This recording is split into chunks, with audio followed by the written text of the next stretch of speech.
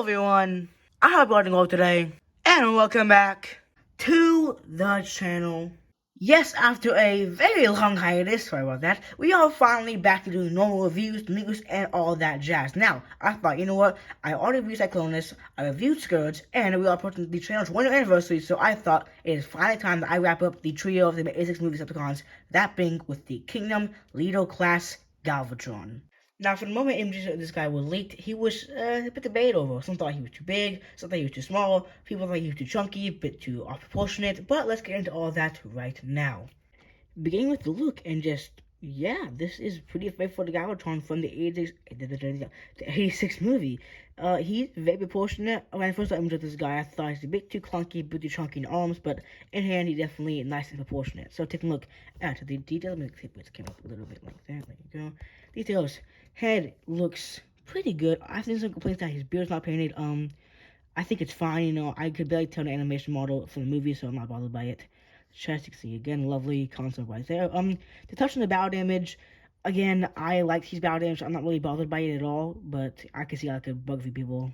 But it looks fine. I think it looks fine. The red little abdomen area, the arms getting some battle damage, which I don't mind at all. So the hands look a bit like a bit weird, to put it frankly, but you know they're not bad. Come to the legs, you see a lovely detailing.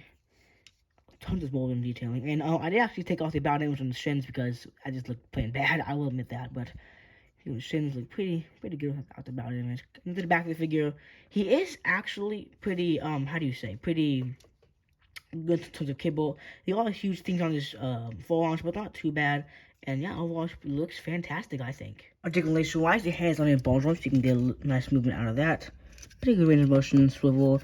Bit side to side, bit up and down. Shoulders can go full 360 around, go out that far. Can of course can swivel a bit loose on my copy, but it's fine. You get a biceps cut, which is somewhat limited by the treads in the back, which is a bit annoying but not horrible. You get a nice double bend at the upper right there, with swivel as well as inward wrist movement if you want to use that. Don't even want to need to, but you really have it. Wrist rotation, which is almost fully usable. This piece from back gets away, but again, it's enough for poses. The legs can go out that far, you can go back that far, into this back piece. You can have the full splits. You get, of course, a thigh swivel, as well as a just about 9 degrees bend of the knee. You get a ankle tilt. It's pretty good.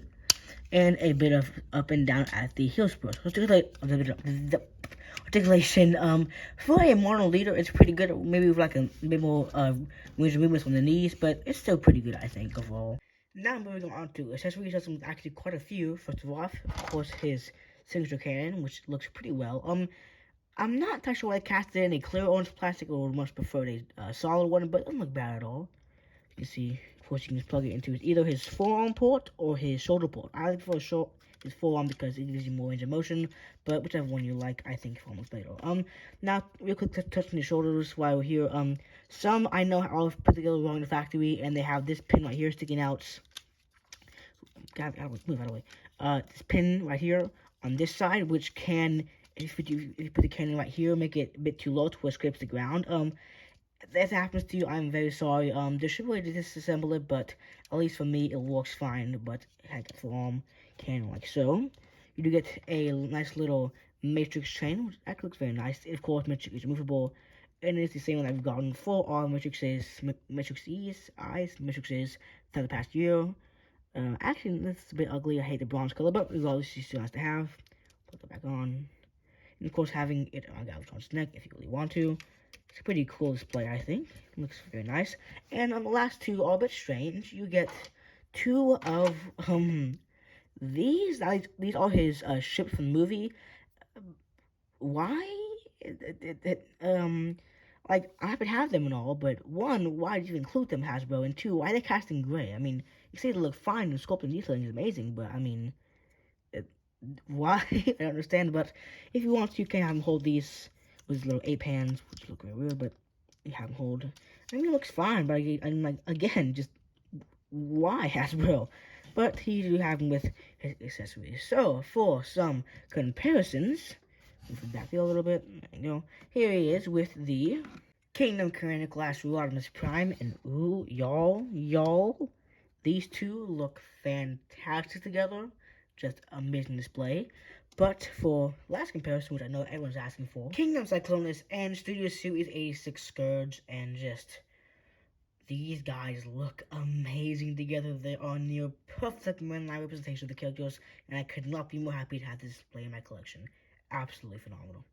Transformation on this guy is surprisingly fun. When I first got him in, I thought it'd be a bit boring, but doing it a few times is actually fun, easy, and the highlight is definitely stopping in the top section of the cannon. Overall, just fun and enjoyable. And the end cannon mode is, again, surprisingly pretty great. It is not perfect, of course, as any mode is not, but it's still pretty nice. Take a look at the details. You can see again that clear cannon looking actually pretty cool right now in the cannon mode. Some lovely paint revealed on this little nozzle, if you want to call it that. I don't know what to call it. Some lovely tread detailing, some silver paint on the wheels. I usually get some like little just plastic wheels here, which roll, I guess, decently well. Look at the main body, and again, it's not perfect, it's not entirely coherent, but for what it is and for a mainline figure, I think it looks pretty fantastic. Come to the back again, a bit hollow, but I'm not bothered by it whatsoever. Now, one thing you know with the cannon mode is that you can, in fact, adjust how it stands. Hinge right here on the main upper legs and on the toes, so you can have that as far back or as high as you want it to. Have it all the way back like that, or all the way forward like such, and the arms can, of course, move to accommodate it. So you have it however you wish to be oriented or displayed, how you wish to call it. So, to look at comparisons, Kingdom Cyclonus and 86 Scourge. And once again, the big three look pretty dang good together. So there you go, that was my review for the Kingdom Leader Class Galvatron. Overall, I think it's a great figure. Not perfect by any means. If you could put a bit bigger, Orange King was straight, I say matte orange, but overall, it's a fantastic figure, and definitely a well-needed update to Killer Galvatron. And of course, he fits amazingly with Cyclonus, Scourge, Rodimus, and your 86 movie collection as a whole. So, yes, absolutely recommend getting this guy. Check eBay. I'd say he's kind of off store by now, but yes, try to get him if you can if you don't already have him. Like I said, thank you all so much for watching, and I'll see you all in the next one. Bye, everyone. Have a nice day.